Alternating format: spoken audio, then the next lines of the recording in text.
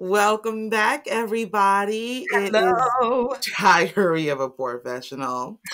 Hi, ladies. All Hey, right. So D listen, here. we got some things to talk about. So we're going to do our nice little gratitudes and get right to it because I am feeling away, and I'm sure a lot of people and women are or should. So let's start it off nice and light. My gratitude for this week. I think I was talking to Ashley about it. And in a way, I'm just grateful to be booked and busy. But like in a booked and busy that I like, not like I have work and like obligations. No, it's like things of celebration, like trips and Bunchy. things. Yes. And it's kind of like, I'm not going to hold you like, toward the end of the pandemic, I was like, no, things ain't stopping me. I'm gonna still be out here. But now it's like, we might be out here a little bit more. And I'm just thankful that people are able to celebrate, whether it's things like weddings or, outdoor festivals and those things that are like, oh yeah, we still get to do those. You know what I mean? I So was just looking at the Alive at 5 lineup. I'm like, yes, I what can't is that? wait. It's a uh basically free concert that they do here Mm, at Stanford. Like it's super cheap. So this year they have T.I. and they have some other like cool rock bands on. okay. Oh yeah, that's right up your alley. Right up my alley. So Yes. I'm super pumped. All right, cool. Woo! All that. Yo, we're all just ready to break out is the thing. No, Like yeah. I And the went summer? out I went out what, like 2 weeks ago? Um and with a group of friends and I didn't know how to act. Like the way Right. I danced was Yeah. stupid. I was just like jumping all over the place, flailing Like this, you ain't never that. been nowhere. Yep. Wow. I was like, okay, D, well, I think you missed We're pent that. up, We're pent I up. feel it. We're ready. We ready. Ready. We're so, We so ready. ready. Yes. So, So yeah, we move on to my Ashley's gratitude gratitude. What's Yes. actually, yours? it's going to be a switch up. Anyhow, my gratitude is actually being COVID free. Yo, I Yes to I that. thought I was dodging COVID pretty well. I was like, am I really dodging Mhm. COVID or is COVID avoiding me? Like it was at that point where it's like, I cannot. You You're have to do an having existential philosophical, questioning. yeah. like I'm doing this Oh pretty no. damn well. Like, and then Right. I got caught Crushing out here. it. So I'm just happy to be recovering and getting over it and moving on. And I'm like now just excited to get out here and ready for my summer. But yeah, that is And what breathe happened. normally. And breathe Yes. normally, Oh man, child. that thing can really, sit on the chest a little. It kind of, or Yeah. wherever it wants to be. Yeah. Sometimes up in the sinuses, up in the chest, wherever it wants to Mm-hmm. be, it sits there. Mm-hmm. So yeah, I'm just Rude as a happy to be motherfucker. getting over Mm-hmm. that. So yeah, that's my gratitude. Yay. I love it. My gratitude. I want to say having options. I realize, through this process of change and transformation that I'm going through that I'm afforded opportunities and I'm open, to things that I know there are many that are not, so I have this deep sense of gratitude, of where I am and where I am positioned and what I've been able to learn and gather and experience to like lay me up for this time period of my life, Mm-hmm. right? It's like I just feel like all this time is just like a little layup for, this change. So, I'm grateful. I'm grateful to have that. I'm grateful to even just have the perspective of understanding Mm-hmm. like where I am, so like instead of going through the cycle like completely unknowing of what's really going on, because I've been there, like going through cycles and lost, confused, like no clue of like the spiritual value or how it is just a natural cycle of life.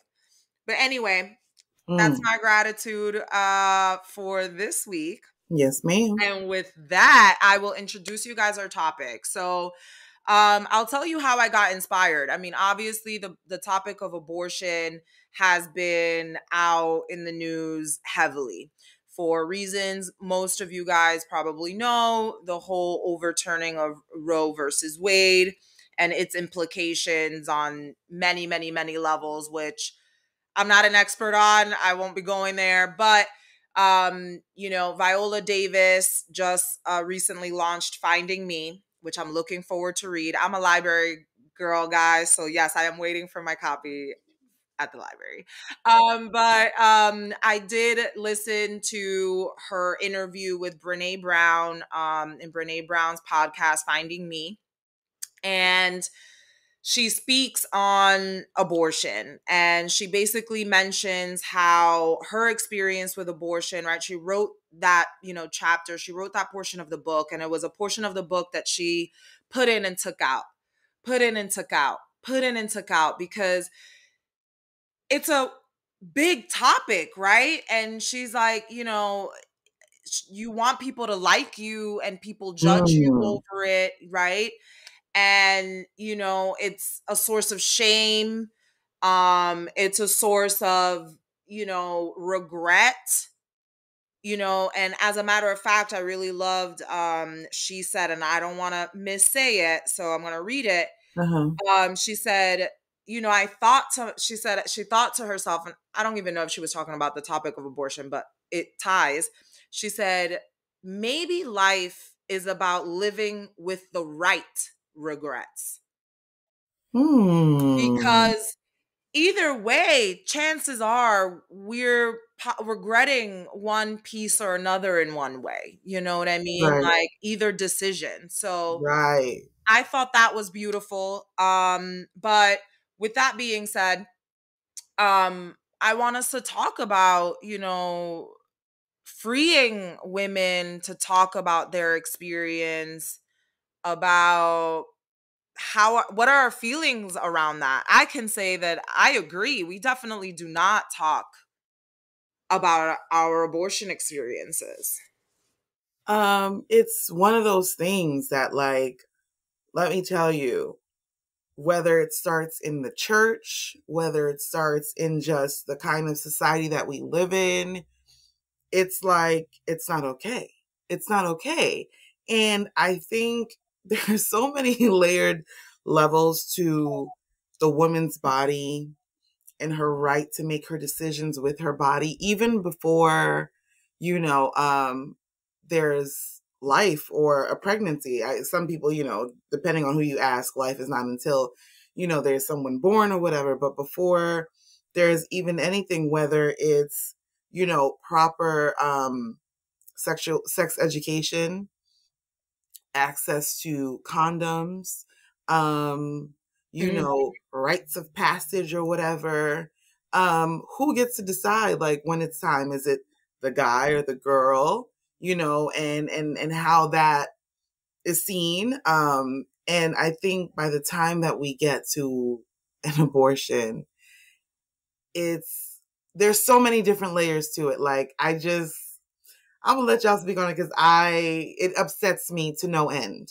It really upsets me to no end. And just how certain things are, like, in other states, whether it's Texas or whatever, certain pills they're not going to, they're banning, or, reporting someone because they think they might have had a miscarriage or an abortion. Like, long, deep sigh. Long, deep sigh. We have to take a pause on that, because it is such a emotional topic, Right. because it's infringing on such a personal right.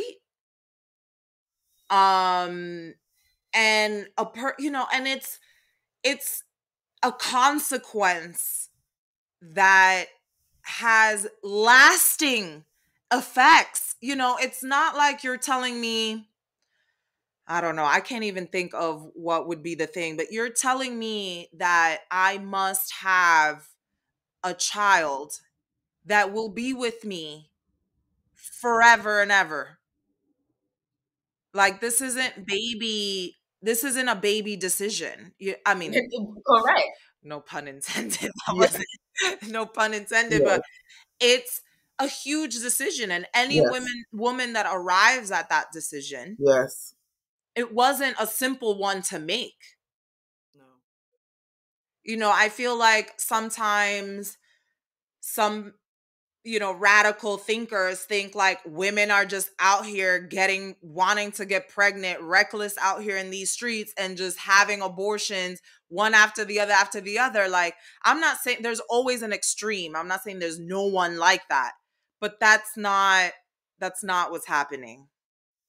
I also think there's a misconception that, like, married people get abortions. Oh, yes. People in relationship gets Yes. I love abortions. that you bring that up. It's Absolutely. a decision that a woman is making and saying, this does not fit the life that I'm trying to live right now. And whether it's, maybe your contraceptive didn't work, or, if you like cycle it and you track it and maybe it was off or whatever, because people have irregular periods, whatever the reason, it's a choice you can choose to make. Like, and that's just like how you were saying options, like you are thankful for the options of, it's an option. You know what I mean? Someone can get pregnant and I feel like it's their choice, because I'm not going to raise that baby. Waking up in the middle of the night, if you're financially stable, if you have a partner, if you have, and a partner is not just enough. You need a whole support system. And our society has never been set up like that. They expect you, 6 weeks, and some of them be clocking them 6 to 8 weeks. Like, when are you coming back, to get into the flow of things that your body took 9 months to create? That is absurd. It's absurd. So, and whether it's genetic Absolutely things, absurd. whether you have certain family issues that you don't want another life to have, whatever makes sense for that woman makes sense for me. And that's all That's that all I matters. need to know. Correct. And it's interesting. The other day, maybe a few weeks ago, I had a 19-year-old. She ended up positive with a pregnancy. And, I'm telling her options. I said, listen,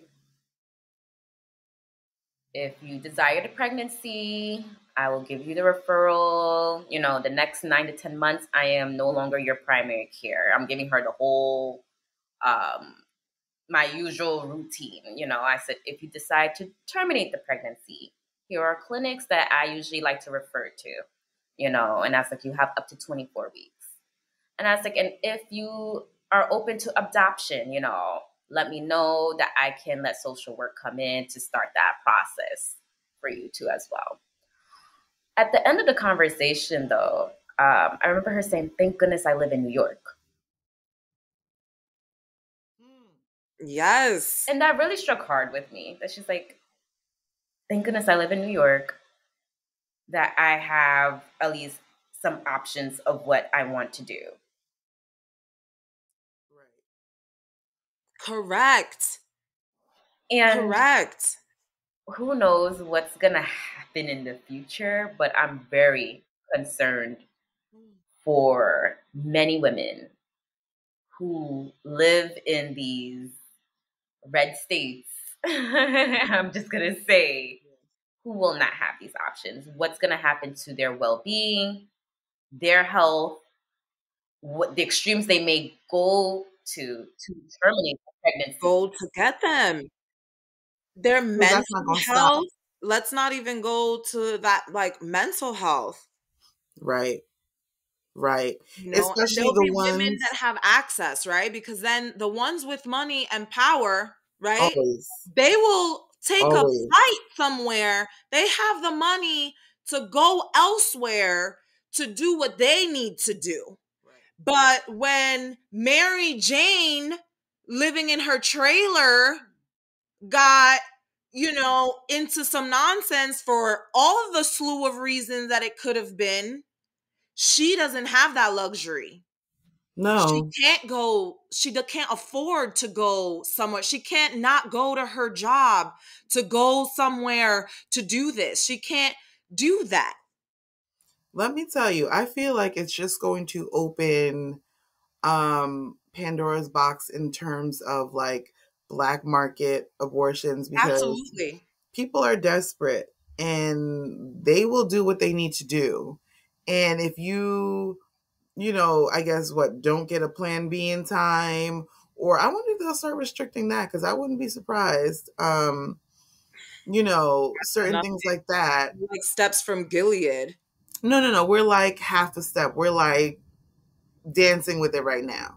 It's Dancing with the true. Gilead. Check it out. Like under his eye. That's where we are.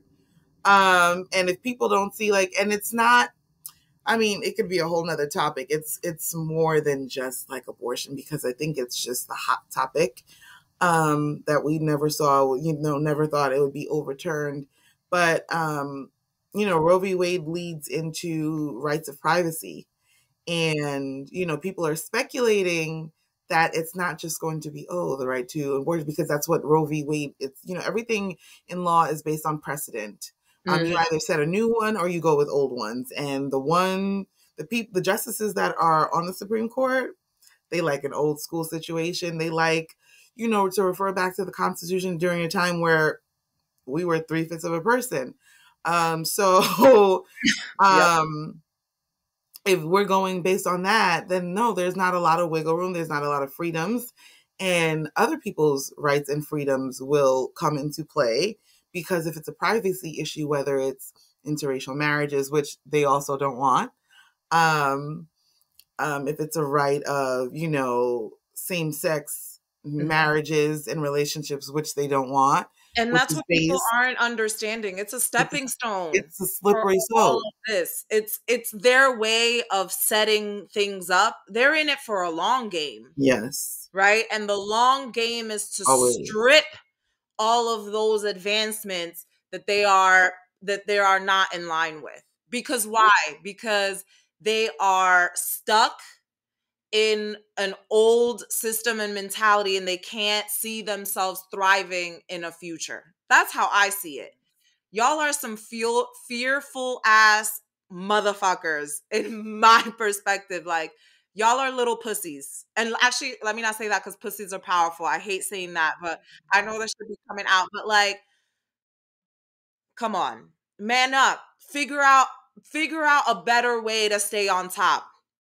No, because they don't realize it's, if we're going to be honest, it's really white women who are getting the majority of, I mean, besides the fact that for now they're at least the majority, a lot of them are. And I think, unfortunately, I guess maybe, let's say, stereotypical, systems of poverty, it is Black and brown people who might be having babies from 16 and up and out of wedlock, and multiple. So, with the way, whatever's in our food, whatever's in the water, whatever's in the air, by the time, upper class, post collegiate people are ready to have babies, all of a sudden they're like, wait, I might not be able to.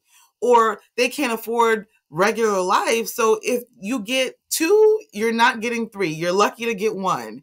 Meanwhile, we out here pushing 3 or 4 and we're like 25. You know what I'm saying? So the odds are not in their favor. The odds are not in their favor. But like, it's so many different levels to it. But Is that the plot? They need more white babies? You think I'm that's telling you, I was reading it. Like, girl, rape and incest or ectopic pregnancies, like reimplanting an ectopic pregnancy. Are you serious? So that's surgery in my body. Did I consent to that? Nope. That sounds crazy. Or I was reading a story where, like, they sent little girls to church camp, and this one girl came back pregnant. And it was the priest, who shouldn't even, took a vow to not have relations anyway. And now she has to deal with the shame, because now she looks like she's a little hoe who done got herself pregnant. Yeah, because that's the story they push. Always. She tempted him. And now you have the reminder and the trauma of a rape baby forever. That's the thing. Forever. I work in such a sensitive specialty where these are the things I hear and see. So I am not expecting my 15-year-old or 16-year-old who were raped to have that baby. Right. Stop your whole life. Raise that child too. Mm. They need to have the option. The option. We have to be able to tell people, hey, give them the advice, like, hey, the emotional piece of it, like, how are you feeling? Can you do this? If you can't, these are your options. Like, we're supposed to just guide people in their journey. And right now, what we're not trying to do that. We're trying to impose things onto people's journey. And that is unfair and oppressive in more than a material, physical way. In a spiritual way, it's oppressive. Like your life trajectory forever changed. Forever changed. Like, it's a will, having will and being able to make decisions for ourselves is a basic human need Right. and right. Right. Yeah. Basic. No, And I just have a go ahead, question Ashley. for like people who are pro-lifers, for example, people who have gone through IVF and everything, and they have their embryos, like, and they decide they don't want any more of those embryos. So all of a sudden, are they killing babies? Like, these are the things where I think about, like, wait, are we now Yes. killing babies because now we have embryos freezing up there and we no longer want them? These are things. Girl, Correct. I Correct. feel like don't be surprised if, in the fine print somewhere, they're allowed to use those embryos and take them or I wouldn't be whatever. surprised. I wouldn't be surprised. Or even the fact that how like they're now saying with women who use like period trackers, how that data is being sold and could possibly be used against them if all of a sudden you're not tracking a period. Are you either pregnant? Did you miscarry? Are you aborting? And then to prosecute people, what? That is crazy. Like it just Crazy. the things that sound crazy are what's happening, and it's like what book am I reading? Like what horror story am I reading right now? No, it's And America. it's all a product, like, it's literally just all a product of having this mentality of building technologies that will make money, that will have data that they can then sell. Like, the end goal of these businesses, before, right, back in time, every inventor, innovator, for the most part, was thinking about how they can better in some way, Yeah, humanity, right? They were these propel us great big forward. Yes. thinkers, right? To propel us forward, even if their end vision wasn't something we agreed upon, but that was what it was, right? But now the ends is purely money, profit. Yeah. So when that is the objective from the beginning, from the construction of your technology or your service, that to me is problematic. That's why we are here. Because eventually the question, that moment comes where they're like, we have to monetize this. And it doesn't matter what that means. By any means, and there's no cap on how much. Greed is an evil thing because it'll have you hoarding while you see everyone around you suffering, and you're in the position to do something about it and choose not to. You Yeah. just absolutely choose not to. Like I I'm in my mind, it's so complex and perplexing because it's like, what is really their end goal? Like they want to limit our rights in our bodies. There's talks of implanting embryos in like transgender women who's I guess are biologically born men. And what does that look like? And even with surgeries and things, they don't have a uterus, so I don't they're implanting a whole uterus, and like that means it has to be a C-section, which of course, more money because that's a surgery. But what does that look like? Like, what does that look like? So it's like, do we then become vectors of just producing eggs, and then what, you're not using them, extract them, you're not able to hold a pregnancy, extract them and give them to someone else who can, and who gets to do that, and what is insurance covers that, because insurance don't like covering insulin. So how does this, what does this look like? Who is this accessible to? How is this really viable? What, it's just so many what ifs, and I'm just like, what is the end game? Like, I thought y'all were going to Mars. Like, why are y'all bothering us?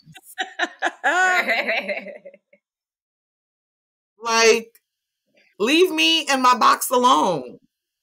Honestly. We become old maids because we're over the age of 35. We have so many more problems that have nothing to do with, birth and birth rates and abortion. Like, we have significant issues that we need to focus on. But I think that is part of the gag, right?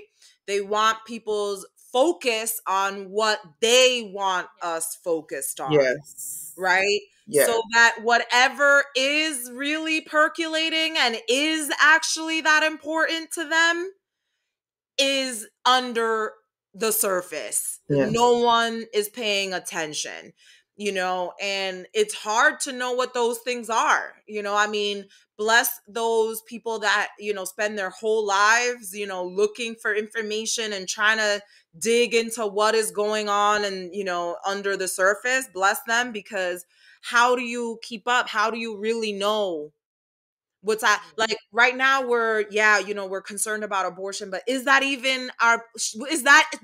even be our biggest concern? Like, is this just a distraction? Because it usually is.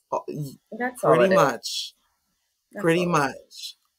I just, and let's not miss the fact that, women have a lot to say about this too. And there are a lot of women who agree. Like, a lot of these politicians wouldn't be voted into place if, women didn't feel the same way too.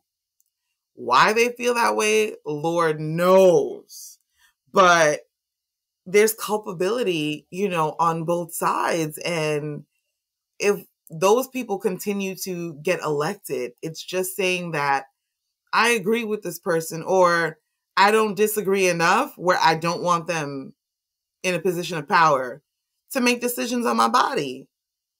You know what I mean? And this is why they say, those elections, like whether it's your governor or your state senate, those things matter, because, you hear a lot about like the governor of Texas and DeSantis from Florida, and these are the people making those decisions. Correct. You know what I mean? Absolutely. And that in and of itself is another piece, right? Like, yes, they are supposed to be a representation of their population. That is, in theory, what it's supposed to be. Right. But I think that the issue currently is that they don't generally represent the actual voice of the people in the places that they're supposed to represent. Right. That is the deeper problem, right? Like, that would need to get resolved on that front.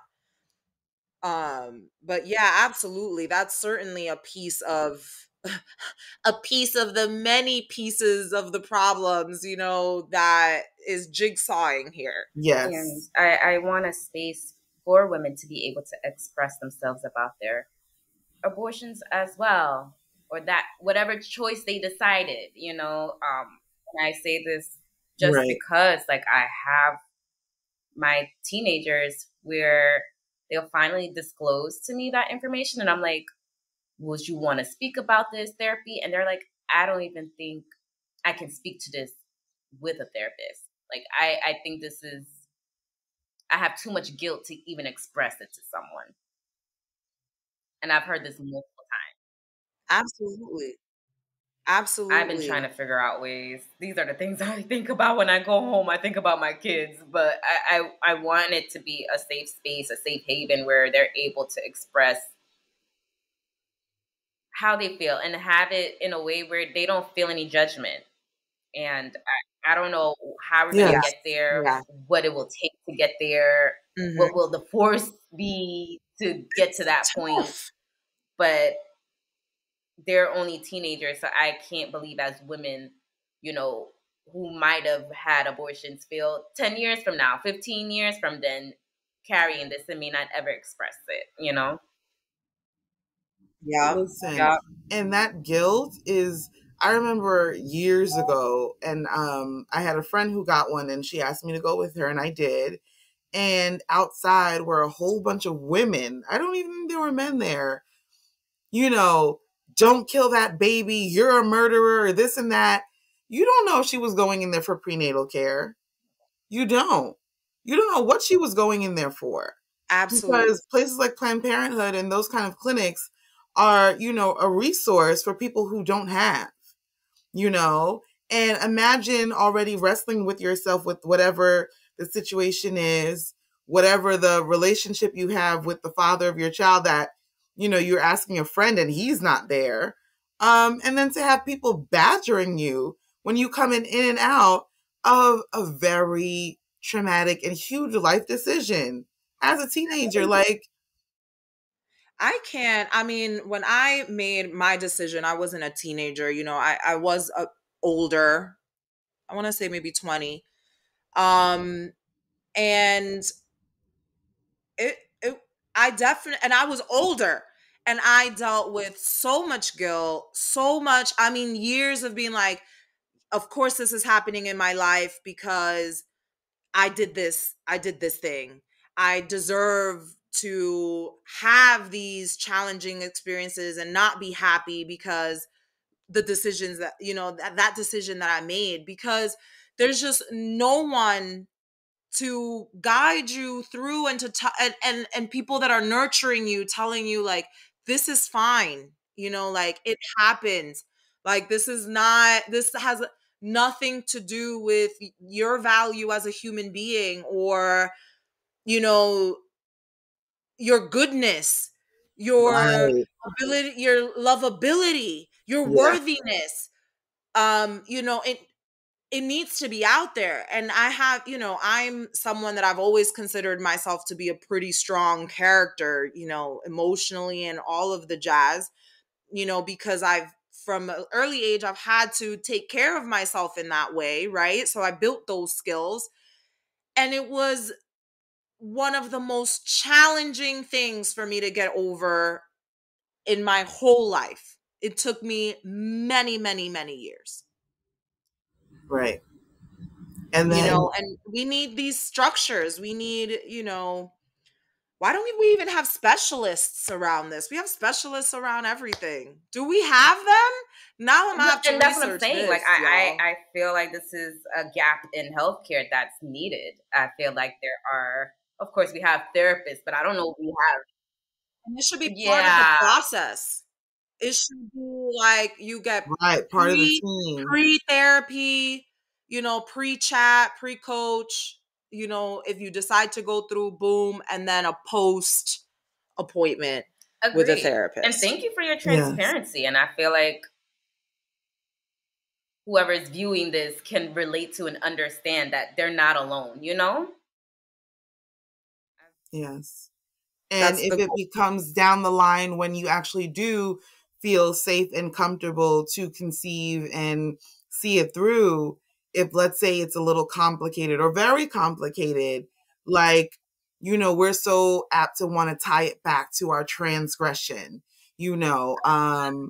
And honestly, a lot of the times you're making a decision based on what you have, the facts that you have, what you know to be true for yourself, So at At that 20, moment. yeah, at 20, it would have been a struggle and a half that you were not ready Mhm. for. At And all. that's okay. And maybe you're, 10 years later, you're ready. And that's when you're prepared for it. You know what I mean? And that's okay too. And not to feel like this is, the scarlet letter I have to bear because I chose to make that, decision. No, you did what was right for you. Correct. Yes. The right kind of regret, like you said. Correct. I'm living with the right regret. Like I know for sure that, yes, to loop it all back in, because that's what life is about. I could have done it. I can't say that, I'm a thug. I'm about this life. Like I would have made it work, but I wouldn't have been able to live that experience the way that I want to live it. That's not how I want to live it. I don't want to live it as a struggle. I want to have a beautiful experience, a beautiful, rich, conscious experience with my baby. I can't do that at that point. You can't tell me when I'm prepared to have that beautiful experience. You can't tell me that. And you can't turn it into an ugly experience for me. I'm not going to give you that. You can't have that. I agree. Whether that be an adopted baby, if that's what's in the cards for me. But I will make those decisions as to when I'm able to embark on that. And God willing, I plan on being an amazing parent. But when people are forced into these things, we wonder why some people are struggling even more raising their children. Yeah. Because it's a spiritual experience, a very difficult one. Yeah. And we should allow people the right to choose whether they are at that place in their life to embark on that significant next leg for them. It's true. Drops fucking mic. That's it, baby. I mean, that's it. I don't really got much more to say. I think that just wrapped that up. Yeah. That wrapped that up. Well, thank you everyone for joining us today. I hope you enjoyed this segment. I think it's a goodie. I'm sure there'll be a part 2 or 3 because this topic is nowhere near over. A lot to be said. This would be a great live, actually. Maybe we'll do that. Yeah, this would be great to hear your comments. But like us, subscribe, join if you like what we're doing. Please support us in any way you can. Yeah. We love you, and don't drown your magnificence in other people's noise. Be Y'all great. are all worthy. Yes. Cheers, guys. Bye, y'all.